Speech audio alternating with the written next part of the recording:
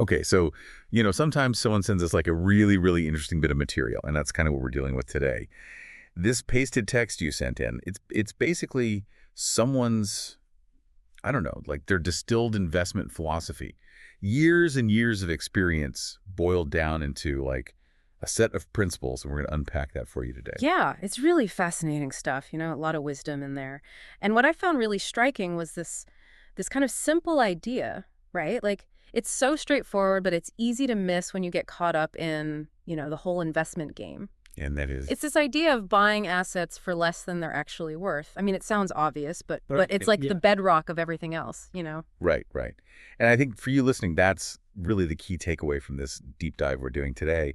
It's not about like chasing the next hot stock tip or trying to time the market perfectly. It's about mastering this art of not losing, like really understanding risk, avoiding those big mistakes. Absolutely. It's like, the old saying, defense wins championships. Totally. Yeah. Okay, so let's dig in, right? Like, what's the framework here? Where does this all start? I mean, the source material mentions this book, The Most Important Thing. That's kind of a bold title, right? Like, what's the most important thing when it comes to investing? Well, and that's the interesting part, right? It's not that there is one single most important thing. What the author is saying is that there are a lot of really important things, but you have to understand how they all fit together. So it's more about like a way of thinking, like a mental model for investing, not just, a list of rules or something. Exactly, exactly. Like the book isn't trying to give you this magic formula. It's trying to teach you how to think about investing, which is way more valuable in the long run. Right, right. And I think that's what makes this whole thing so intriguing because, this isn't some hotshot Wall Street guy who, came out of the womb knowing how to pick stocks. His journey was totally different. Totally. I mean, he graduated in 1969, which you'd think, everyone's going into finance, right? But he actually started in research, like because he was intellectually curious. Wow, so it wasn't even like this passion he had since he was a kid. It was something that developed over time. Yeah. Yeah. It was more about like a love of learning and then applying that to the markets. Makes sense. And speaking of learning, there are a few key influences that really shaped his philosophy, right? Like, I was really struck by the whole Nassim Taleb thing, embracing randomness. Oh, yeah, that's huge. And you can see how, like, Taleb's work, Fooled by Randomness, really impacted his thinking. It's this idea that luck and chance play a much bigger role in investing than we often acknowledge. Right, right. Like, just because someone made a ton of money doesn't mean they're a genius. They might have just gotten lucky. Exactly. And on the flip side, someone can make a really smart, well thought out investment and it can still go wrong because of, factors outside their control. Totally. So the outcome doesn't necessarily equal the quality of the decision, right? I love that they use that coin flip analogy. Like, even a fifth grader can understand that. Yeah, yeah, it's a great way to illustrate it. Like if you flip a coin 5 times and it lands on heads every time, it doesn't mean you have some magical power, right? It's just random chance. Totally. And I think that leads to this whole concept of the range of outcomes, right? Like understanding that the future isn't a single fixed path. Absolutely. There's that great quote from Professor Elroy Dimson. He says, risk means more things can happen than will happen. And that's really what it's all about, right? You have to be prepared for multiple possibilities, not just the one you think is most likely. Makes sense. And then there's this idea of the limits of expected value, which I found really interesting. Yeah, so like you can calculate the expected value of an investment based on probabilities, right? But sometimes there are certain outcomes that are so bad, so catastrophic, that even a tiny chance of them happening is just not worth the risk. Right, right. And I guess that's where the skydiving analogy comes in, right? Like, Sure. even if there's a 98% chance the parachute will open, that 2% chance of it not opening is just, like, not acceptable. Exactly. It's like you're not going to skydive if there's even a tiny chance you'll die, right? And similarly, in investing, you have to avoid those potential blowups, those things that could wipe you out no matter how unlikely they seem. Because should doesn't equal will, Right. right? Like that story of the 6-foot-tall man drowning in the stream that was 5 feet deep on average really drives it home. Yeah, it's a stark reminder that averages don't tell the whole story. You need a strategy that can survive the bad times, the unexpected events. Okay, so moving on, another big influence on this philosophy is John Kenneth Galbraith and his views on macro forecasting. Yeah, Galbraith is great. He had this great quote about forecasters. He said, We have two classes of forecasters, those who don't know and those who don't know they don't know. Ouch. Right. And I think the author definitely subscribes to this view that, like, trying to predict the economy is a fool's errand. Yeah, and a big reason for that is that extrapolation isn't profitable, right? Like, just assuming that current trends will continue forever, that's not going to give you an edge. Exactly. If everyone's expecting 2% growth next year, because that's what happened this year, that's already priced into the market. You're not going to make money just by following the crowd. Makes sense. And I guess the forecasts that could be really profitable, the ones that go against the grain, those are incredibly hard to get right consistently. Totally. I mean, every now and then someone will make a really bold prediction and it'll come true, but more often than not, those predictions are wrong. It's like that Mark Twain quote, right? It ain't what you don't know that gets you into trouble, it's what you know for sure that just ain't so.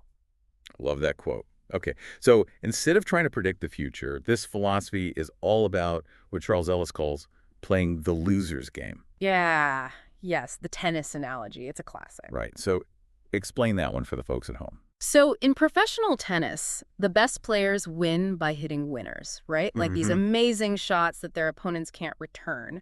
But in amateur tennis, most points are won because the other player makes a mistake, an unforced error. Okay, I see where you're going with this. Right. And investing is a lot like amateur tennis. You don't have to be brilliant, you just have to avoid making big mistakes. So the focus is on not screwing up, not on hitting home runs. Exactly. And those mistakes in investing, they're things like overpaying for assets, taking on too much risk, or suffering those really big catastrophic losses. Makes sense. And I guess even though there are inefficiencies in the market, actually exploiting them consistently is really hard, even for the pros. Totally. So for most people, it's more reliable to focus on defense, on avoiding those big errors, rather than trying to outsmart everyone else. Now let's talk about the unloved stuff, because that's where things get really interesting. This is where Mike Milken and the world of high-yield bonds come in. Ah, yeah, this was a big turning point for the author. Meeting Milken in 1978, it kind of opened his eyes to a whole new way of thinking about risk and reward. Okay, so how did that play out? Well, it introduced him to this concept of asymmetric risk reward, which is really powerful. Like, think about a super safe AAA bond, right? The upside is pretty limited, but you can still lose money if something unexpected happens. Right. But with these lower rated bonds, the junk bonds, if you buy them at a big discount because everyone's scared of them, the potential upside is huge if they just don't default. And the downside is limited because they're already priced so low. Okay, so it's like the risk and the reward aren't balanced. There's more potential upside than downside. Exactly. And that ties into this core principle that price is paramount. Like, it's not enough to just find good companies. You have to buy them at the right price. Right. And the story of the Nifty 50 stocks is a perfect example of that, right? Oh, yeah. That's a classic case of overpaying for quality. Everyone loved these companies. They were seen as the best of the best, but their prices got so inflated, like 80 or 90 times earnings. Wow, that's insane. Right. And what happened, people who bought in at those crazy prices ended up losing a lot of money, from like 1968 to 1973. Meanwhile, those unloved high-yield bonds, even though Moody's called them all sorts of nasty names, they turned out to be really profitable because they were so cheap. So it's not about finding the next big thing. It's about finding something that's mispriced, something that's undervalued. Exactly. And with high-yield bonds, the key wasn't trying to pick the winners. It was about avoiding the losers, the ones that would default. Right. That's where the analytical effort went. Exactly. And that ties back to that loser's game mentality. By avoiding the defaults, you're letting the winners take care of themselves. I love that. And then there's this whole idea of bond investing as a negative art, which I find so intriguing. It comes from that classic book, Security Analysis by Graham and Dodd. Yeah, it's a really interesting concept. Like, with high-grade bonds, they all basically return the same if they perform as expected. So success comes from avoiding the ones that don't perform, the ones that default. It's like success is defined by what you don't do, not by what you do. Exactly. It's about minimizing the negatives, not maximizing the positives. Makes sense. Okay, so we've talked about the influences. Now let's get into the actual investment approach that this all led to, which was formally founded in 1995. Right. So the first and most important principle is risk control is job one. That's like the foundation of everything, right? Absolutely. It's not about chasing the highest possible returns. It's about protecting your capital, especially when things get tough. Because if you lose a lot of money, It takes a lot of winning just to get back to even, right? Exactly. So the priority is on not blowing up, on surviving those inevitable downturns. And then once you've survived, you can start thinking about thriving. Okay, that makes sense.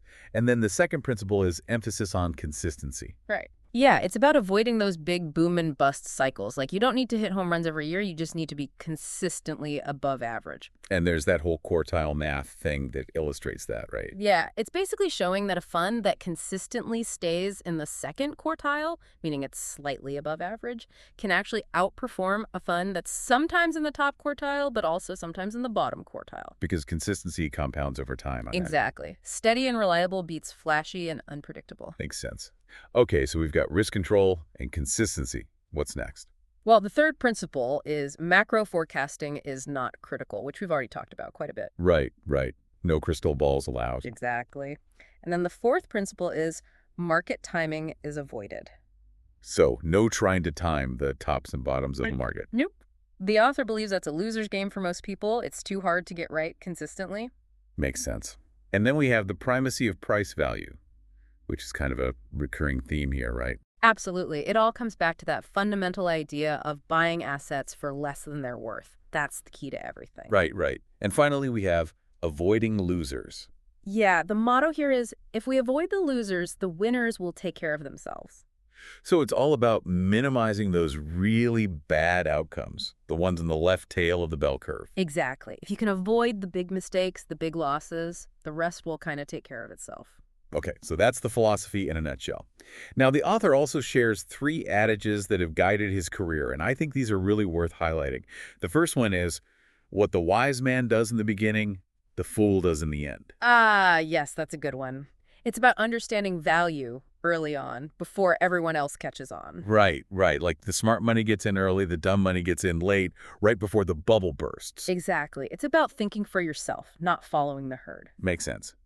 And then the second adage is, never forget the 6-foot-tall man who drowned crossing the stream that was 5 feet deep on average. Ah, yes, another classic.